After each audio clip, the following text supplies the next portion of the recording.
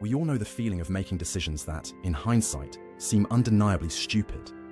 You look back and think, why did I do that? You saw the signs, you knew better, and yet you chose the path that led to the same old result. This phenomenon, far from being a random occurrence, is woven deep into the fabric of our culture, our society, and even the structure of our brains. When stupidity is normalized and accepted within a collective context, it ceases to be an individual flaw. It becomes a social one. In our everyday lives, we often hear phrases like, well, that's just how everyone does it, whether it's in work decisions, daily habits, or social interactions. On the surface, the collective approach seems practical. It appears to bring some sort of benefit. But if you look deeper, you might realize that many decisions are made not based on logic, but on a social construct, one that's often more harmful than helpful. What we don't see is that many times, our choices aren't driven by rational thought, but by a force we rarely acknowledge, the collective unconscious. The collective unconscious isn't some mystical force hidden in our brains. It's the shared beliefs, cultural norms, and social structures that shape the way we perceive and interact with the world. This unconscious framework influences our behaviors and decisions without us even realizing it. We're taught to make decisions based on what's socially acceptable, what's deemed normal, and what promises the least disruption. Over time, these patterns become so ingrained that we no longer notice the influence they have on our daily choices. What we once thought was a simple, rational choice is in reality an unconscious behavior shaped by the collective. Take the workplace, for instance. How often do we hear that the key to success is always pushing harder or showing up no matter what? It's a narrative we're sold from the start. Work harder and success will follow. But this drive to push ourselves, sometimes even to the point of exhaustion, comes from something more than just a need for success. It comes from an underlying, often invisible, collective belief that we must be productive at all costs. We've been taught that efficiency equals value, that a person's worth is tied to their output, and that the more hours you work, the more you contribute to society. But here's the kicker. These beliefs, while culturally pervasive, aren't necessarily grounded in truth. In fact, they often lead to burnout, disillusionment, and a general sense of emptiness. We blindly follow these principles without ever questioning if they actually serve us. The idea that working yourself to the bone is noble is a construct. It's something that the collective has normalized and passed down through generations. Yet very few challenge this belief or even recognize its flaws. We fall into this trap because we feel we don't have a choice. We see others doing it, and we believe that if we don't follow suit, we'll be left behind. We internalize the need to be busy, to be always on, because that's what success looks like in our society. But this constant push leads us to overlook the true cost of our decisions. We confuse movement with progress. We think that simply being busy means we're doing something worthwhile. This is where functional stupidity comes into play. It's not a stupidity born out of ignorance, but rather one born out of conformity and fear. Functional stupidity is the condition in which individuals in a group or society follow a pattern of behavior, knowing that it's ineffective or counterproductive, but continuing to follow it because it's what everyone else is doing. It's the process of collectively agreeing to act in a way that is less intelligent simply because it's easier, less threatening, or less disruptive. We often see this in work cultures where employees feel compelled to continue doing tasks they know are unnecessary or draining because that's how things are done around here. It's easier to go along with the flow than to challenge the status quo, even if the status quo isn't serving anyone's best interests. Functional stupidity happens when the group's expectations overshadow individual reasoning. When the collective imposes an idea of what is right or acceptable, it silences the individual's voice and wisdom. This doesn't mean people are stupid, per se. On the contrary, most of us are highly intelligent, capable individuals. But the collective pressure to conform often drowns out our critical thinking. We become so wrapped up in fitting in doing what's expected, that we stop questioning whether what we're doing is truly serving us or the world around us. In this way, the collective unconscious becomes a powerful force. It shapes our choices, our behaviors, and our identities in ways we rarely understand. And what's worse, this unconscious influence reinforces a pattern of behavior that's not necessarily rational, effective, or even healthy. For instance, in many organizations, office politics and maintaining a certain image are valued far more than actual productivity or authenticity. The image you project, the alliances you form, and how well you fit into the social landscape are often seen as more important than your actual output. This behavior, rooted in the collective belief that appearances matter more than substance, is accepted as normal, even though it might ultimately be detrimental to both the individual and the organization. In a society that constantly emphasizes efficiency and image, we forget that true progress doesn't come from blindly following the group. It comes from questioning the group's norms, from daring to challenge the assumptions that govern our actions. And yet, the collective unconscious often pressures us to comply with what's comfortable, what's familiar, and what's accepted, rather than what's best for us individually or as a society. This phenomenon is not just about individuals making poor decisions. It's about how society itself can perpetuate collective mistakes, not because they are rational or wise, but because they are socially reinforced. We don't always see the absurdity in these behaviors until we step back, take a breath, and realize that just because everyone does something, it doesn't mean it's right. The trap of fitting in is that it forces you to abandon yourself. There's something quietly devastating about the pressure to conform. It doesn't shout at you, it whispers. It tells you that you are only as valuable as your ability to blend in, to adhere to the collective rules that govern your environment. At first, these rules seem harmless enough. They are the unspoken codes of conduct, the rituals, the expectations that tell us how to act, what to say, and who we should be. But over time, they begin to erode the very essence of who we are. We are taught to be adaptable, to fit in, to adjust ourselves to whatever situation we find ourselves in. We become chameleons, shifting our colors depending on who's around and what they expect. This isn't necessarily a bad thing. If this content is making sense to you, click the subscribe button and subscribe to the channel. Thank you for your support.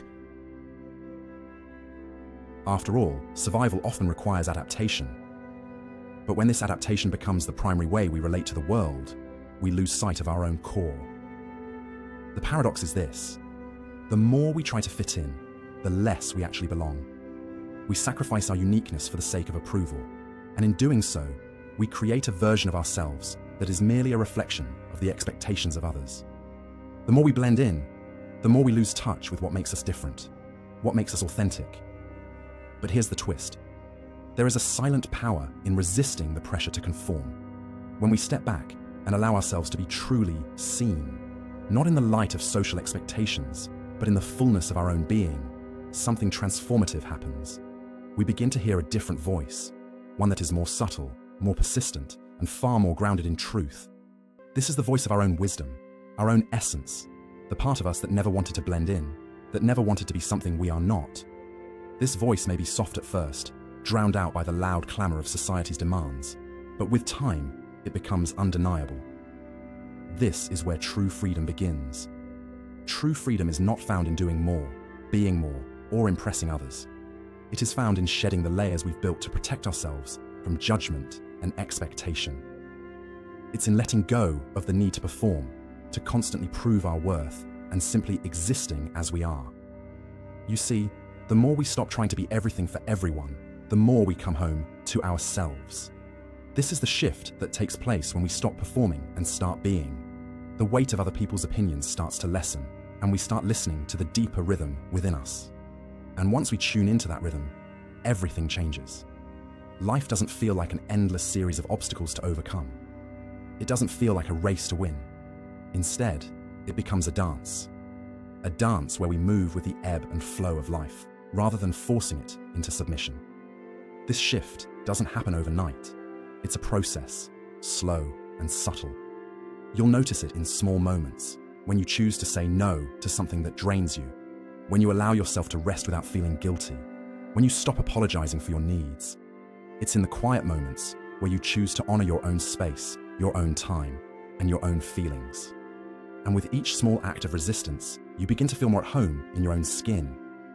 It's not that the pressures of the world vanish, but that they no longer have the same power over you. You stop seeing yourself through the lens of others and begin to see yourself through your own eyes. You realize that your worth is not tied to your ability to please, to conform, or to succeed. It is tied to your ability to stay true to yourself, to honor your own rhythm, and to move through the world in a way that feels aligned with your deepest values. In this shift, you begin to understand that belonging doesn't come from fitting in. It comes from being true to who you are. True belonging is not about being accepted by others. It's about accepting yourself first, flaws and all. And when you accept yourself, you allow others to do the same. You stop seeking approval. You stop asking for permission. And in doing so, you unlock a part of yourself that has been waiting to be free. The power in this shift is immense because it allows you to step out of the cycle of functional stupidity, the mindless following of rules and expectations that don't serve you just because they're what everyone else is doing. It frees you from the constant need to perform for validation and allows you to find fulfillment in simply being rather than doing.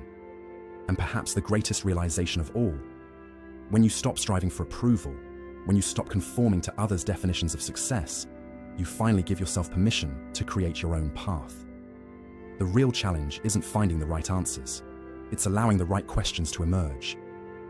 In the quiet moments, when the noise of the world falls away, we are left with the most terrifying thing of all, the unknown.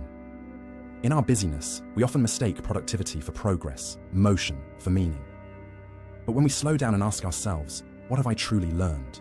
We realize that the only thing that has truly shifted is our perception of what matters. We have been conditioned to seek certainty, to strive for fixed outcomes, and to view life as a series of problems to be solved. But what if the answers we've been chasing were never meant to be found? What if the real growth isn't about solving every problem, but about learning to sit with the questions? There's a profound discomfort that comes with uncertainty. It's a discomfort that makes us squirm, makes us grasp for something, anything that will fill the space. We feel this at the end of relationships, the loss of a job, the death of an idea that once defined us. It's the quiet panic of being unmoored from what we thought was solid ground. But within this discomfort lies something deeper. The discomfort itself is not the enemy, it's the invitation. This moment, this uncertainty, is a doorway, a portal into a new way of seeing and being. But to enter, we must first let go of our addiction to certainty. We must stop trying to force life into the neat, predictable box we've tried to create for it. So we sit in the discomfort and we breathe. This is where true wisdom arises, not from knowing, but from being open to not knowing. It's in the willingness to be vulnerable with ourselves, to embrace the messy, imperfect parts of our journey without rushing to fix them. It's in allowing the questions to remain unanswered, knowing that each question contains its own wisdom. In a world that constantly tells us to fix, improve, and optimize, this may be the most radical act of all, to be with what is, without the need to change it. In these moments, we begin to realize that the universe doesn't need us to have all the answers. It doesn't need us to be perfect. It doesn't need us to prove anything. What it needs is for us to show up, fully, authentically, and with an open heart. And when we do that, something magical happens. We start to trust the flow of life. Instead of forcing, we begin to surrender, not in resignation, but in trust. We stop trying to control every outcome, and instead allow life to unfold naturally. And when we let go of that need to control, we realize that life is not as fragile as we thought. It's far more resilient, far more capable of surprising us in the most beautiful ways. But here's the catch. Letting go isn't easy. We've spent so long clinging to our ideas of what life should be that the very thought of surrendering feels like we're losing ourselves. But the truth is, the more we release, the more we begin to understand who we really are. The more we let go of who we thought we should be, the more we discover who we actually are. And in this discovery, there's freedom. Freedom to make mistakes without shame.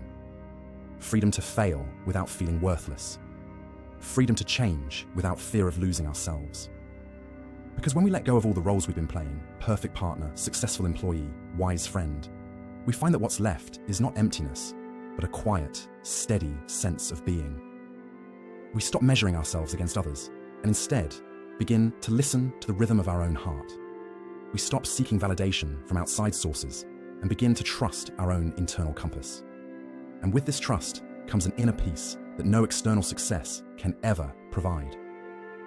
This peace is not an end, but a process. A slow, unfolding journey that is less about arriving at a destination and more about becoming comfortable with the journey itself. It's about learning to enjoy the ebb and flow of life, to dance with the uncertainty rather than resist it. And as we learn to embrace uncertainty, we begin to see it not as something to fear, but as something to welcome. It's in the unknown that we find the richest opportunities for growth, for connection, and for true transformation. The world may continue to rush ahead, but in this space of pause, we learn the most important lesson of all. We are not our achievements. We are not our failures. We are not the roles we play. We are simply the awareness that observes it all, the stillness that contains it all. When we stop trying to force things, when we let life flow instead of trying to control it, we realize that we are part of something far bigger than ourselves. We are part of a rhythm, a dance that has been unfolding long before we arrived and will continue long after we leave. And in that dance, we find our place, not by striving, but by surrendering, not by controlling, but by trusting. True growth happens when we stop trying to control life and start living it. Life has a way of throwing curveballs, unexpected, uninvited, and often difficult. We spend much of our time trying to control what we can, shaping the circumstances to fit into neat, familiar boxes. But what happens when the box no longer fits? What happens when the path you've been walking suddenly forks and the directions are unclear? It's easy to resist the uncertainty. We're taught to strive, to push, to plan, to make everything fit. But what if the greatest act of courage is not forcing life into a shape we're comfortable with, but accepting it as it is, in all its unpredictable beauty and chaos? At first, this idea seems terrifying. If we stop pushing, what will happen? If we stop striving for control, will we fall apart? But here's the paradox.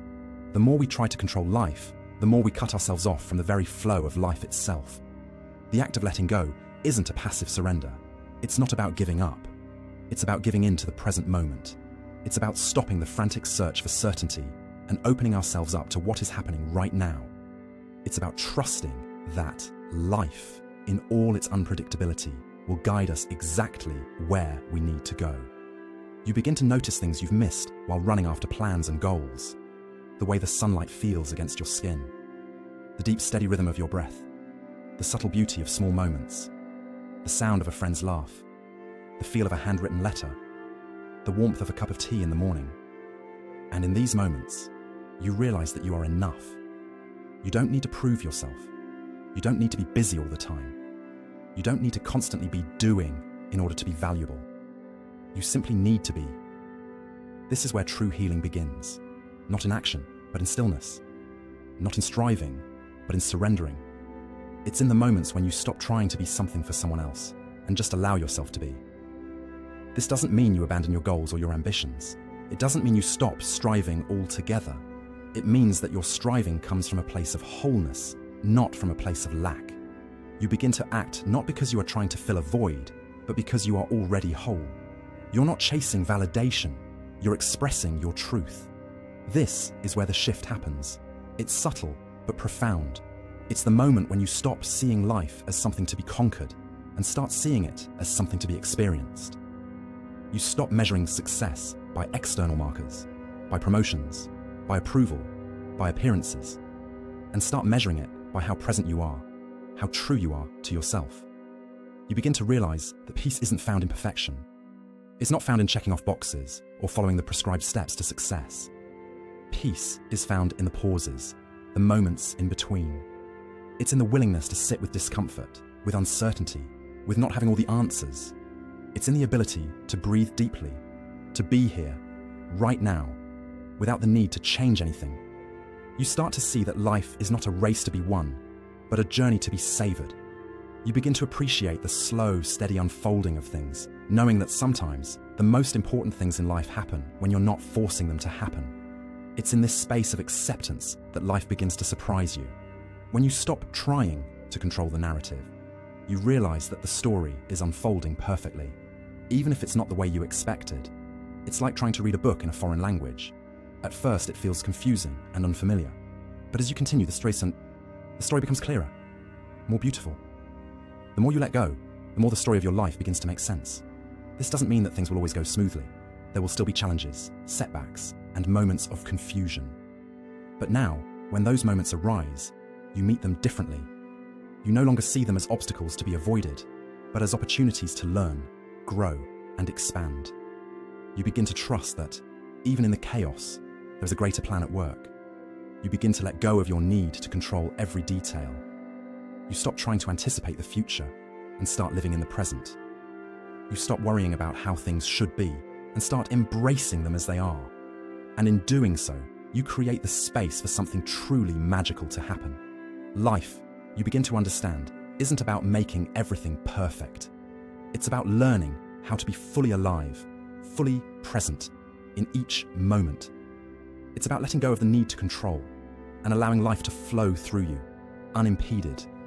And in this flow, you finally realize you are part of something much greater than yourself.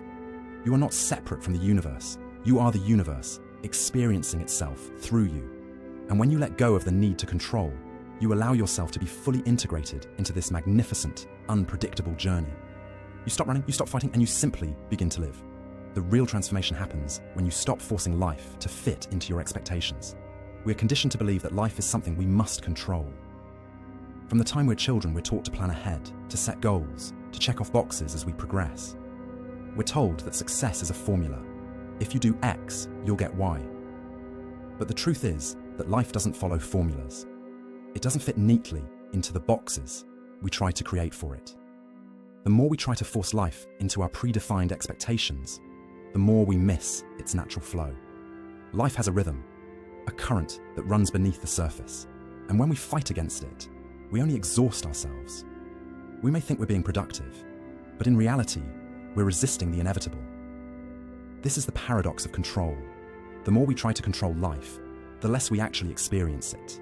The more we attempt to bend life to our will, the more we lose touch with the beauty and richness of the moment.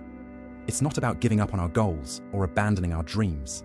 It's about accepting that our journey is not always linear, that the path may wind and twist in ways we didn't expect. It's about trusting that even when things don't go as planned, they are still unfolding exactly as they should. The moment we stop forcing life to conform to our expectations, we open ourselves up to new possibilities. We begin to see that there is beauty in the unknown, that there is wisdom in uncertainty, and that sometimes the most meaningful experiences come when we stop trying to control everything. But letting go of control doesn't come easily. It feels risky, like we're leaving ourselves vulnerable to chaos and uncertainty. We fear that if we don't take charge, life will spin out of control.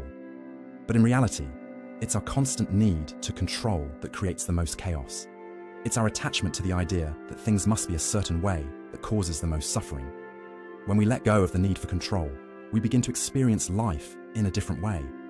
We begin to listen to the whispers of the world around us, to feel the subtle pull of the universe guiding us. We start to trust that we are exactly where we need to be, even if it doesn't look like what we expected. In this space of surrender, we stop fighting against the current of life.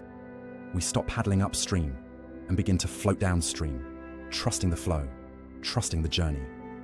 And in doing so, we become more connected to the present moment, more attuned to the rhythms of our own being. This is when real growth happens. Not in the struggle, but in the surrender.